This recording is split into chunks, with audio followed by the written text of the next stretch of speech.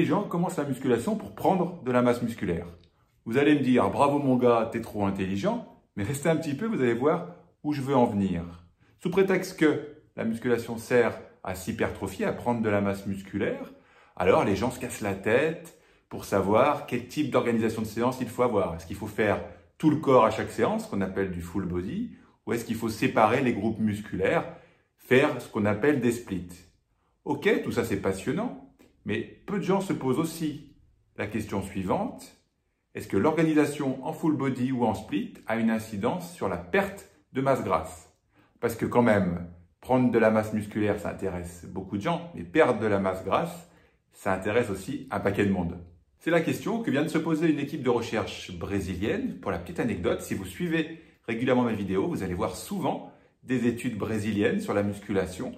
Peut-être c'est parce qu'il y a plein de plages au Brésil et que du coup les gens ont vachement envie de savoir comment s'entraîner dans un but esthétique. Je ne sais pas, mais je trouve que la recherche brésilienne sur la musculation est vachement développée. Bon, revenons à nos moutons. Nos chercheurs ont recruté pour leur étude 23 pratiquants masculins de musculation, moyenne d'âge 26 ans. Pour participer à l'étude, il fallait avoir au moins 3 ans d'expérience en musculation, avoir un développé couché au moins d'une fois le poids de corps, c'est-à-dire que si vous pesez 100 kg, il faut faire au minimum 100 kg au développé couché. Pour participer à l'étude, il fallait un squat d'une fois et demie le poids de corps, même principe. Si vous pesez 100 kg, il vous faut un squat d'au moins 150 kg pour faire partie de l'étude. Il fallait ne pas fumer, ne pas boire d'alcool, ne pas prendre de compléments alimentaires et ne pas se doper pour faire partie de cette étude. Les chercheurs ont fait 2 sous-groupes. Un groupe qui s'entraînait en full body, c'est-à-dire sur 5 jours par semaine, tous les jours, il y avait entraînement de tout le corps. Et un groupe qui s'entraînait en split body, 5 jours par semaine, là, un jour par groupe musculaire que je vais vous donner. Lundi, pec, triceps. Mardi, cuisses. Mercredi, dos, biceps. Jeudi, ischio-mollet. Vendredi, épaules et flexion-extension de la colonne lombaire. Je pense que c'est du travail d'abdos et du travail, ce qu'on appelle en musculation lombaire.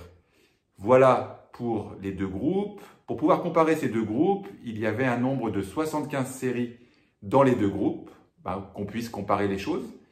Le protocole, c'était 8 à 12 répétitions par série, intensité comprise entre 70 et 80% de 1 RM, récup 1 minute 30 entre les séries.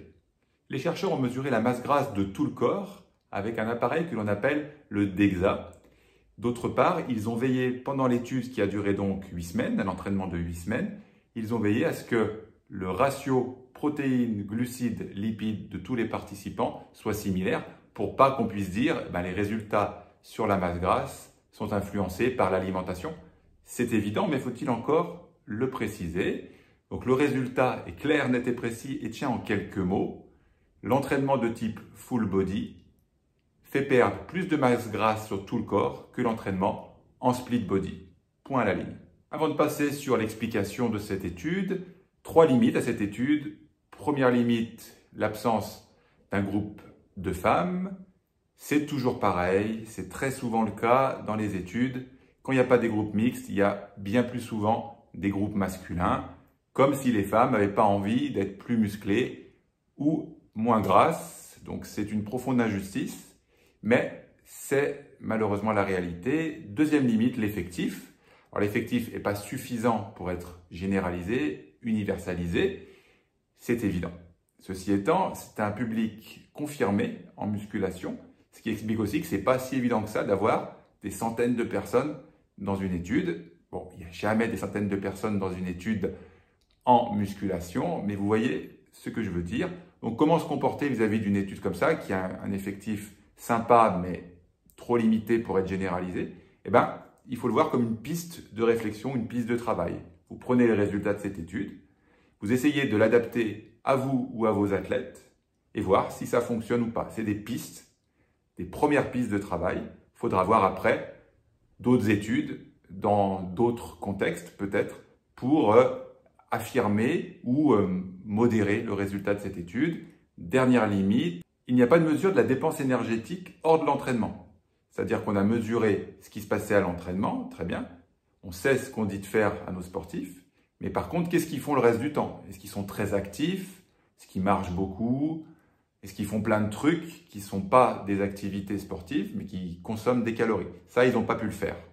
Alors, pourquoi est-ce que l'entraînement de type full body fait perdre plus de masse grasse sur tout le corps que l'entraînement de type split body? L'hypothèse la plus probable, c'est que quand on entraîne tout le corps tous les jours, et là c'était 5 fois par semaine, eh bien, on consomme beaucoup plus d'énergie que si on n'entraîne pas tout le corps tous les jours. Voilà, c'est purement une question de calories dépensées. Comme la masse musculaire engagée est très grande dans un entraînement de type full body, eh bien, on consomme plus de calories que l'autre type d'organisation de séance de type split body. Alors, quelles sont les conséquences pratiques? Imaginez-vous que vous êtes un pratiquant de musculation qui se prépare pour être beau l'été. Eh bien, dans la dernière partie de votre préparation pour l'été, eh bien, si vous entraînez d'habitude en split, c'est peut-être le bon moment de se dire la chose suivante.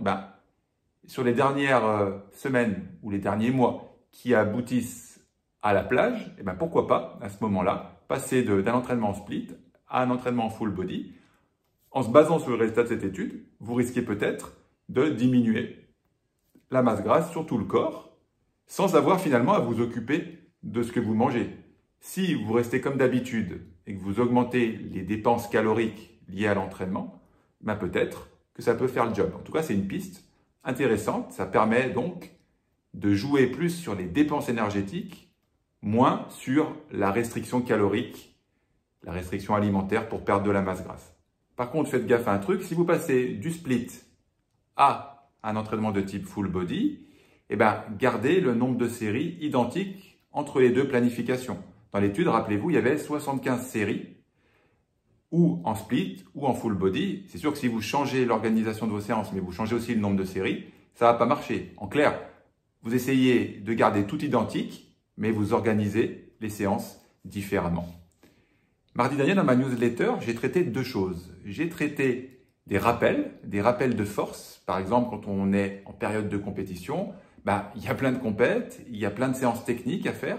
On n'a plus moyen de s'entraîner correctement et du moins de s'entraîner autant en musculation qu'en période hors compétition. C'est pour ça que l'on parle des rappels de force. Dans ma newsletter, on a étudié ensemble comment organiser ces rappels de force. Pendant la période de compète, on a aussi parlé de l'électrostimulation. Vous avez raté la newsletter de mardi dernier. C'est dommage, mais c'est pas très grave. Il y en aura une autre mardi prochain. Pour ne pas la louper, comment on fait? On clique sur la grosse enveloppe que vous devez voir apparaître quelque part vers ma tête pour recevoir gratuitement cette newsletter dans votre boîte mail, tranquillou, le mardi matin.